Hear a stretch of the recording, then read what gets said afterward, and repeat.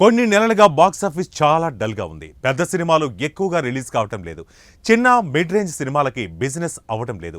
Non theatrical business అవ్వకపోవడం వల్ల చాలా సినిమాలు షూటింగ్ కంప్లీట్ చేసుకున్నప్పటికీ రిలీజ్ ఆలస్యం అవుతున్నాయి. ఇలాంటి టైంలో ఓ సినిమా షూటింగ్ టైంలోనే టేబుల్ ప్రాఫిట్ జోన్లోకి రావటం విశేషంగానే చెప్పుకోవాలి కదా. అలాంటి అరుదైన విశేషం బచ్చల మల్లి సినిమా విషయంలోనూ జరిగింది. అవును, అల్లరి నరేష్ హీరోగా సోలో బతికే సో బెటర్ ఫేమ్ సుబ్బు దర్శకత్వంలో తెరకెక్కుతున్న మూవీ ఇది. రాజేష్ దండా నిర్మాత. ఈ మధ్యనే ఈ cinema first look poster release అయింది. కనీసం టీజర్ ట్రైలర్ వంటివి కూడా ఇంకా బయటికి రాలేదు. అయినప్పటికీ 9 కోట్ల నాన్ థియేట్రికల్ బిజినెస్ జరిగిందట. అలాగే థియేట్రికల్ బిజినెస్ 5 కోట్ల వరకు జరిగింది. ఇటీవల వచ్చిన నరేష్ సినిమా ఆ ఒక్కటి అడక్కు 5 కోట్ల షేర్ను కూడా రాబట్టలేదు. అయినప్పటికీ బచ్చలమల్లి సినిమాకు 5 కోట్ల థియేట్రికల్ బిజినెస్ జరగడం అంటే మామూలు విషయం కాదు. అయితే 5 కోట్లలో కొంత రీఫండబుల్ అడ్వాన్స్ ఉందట.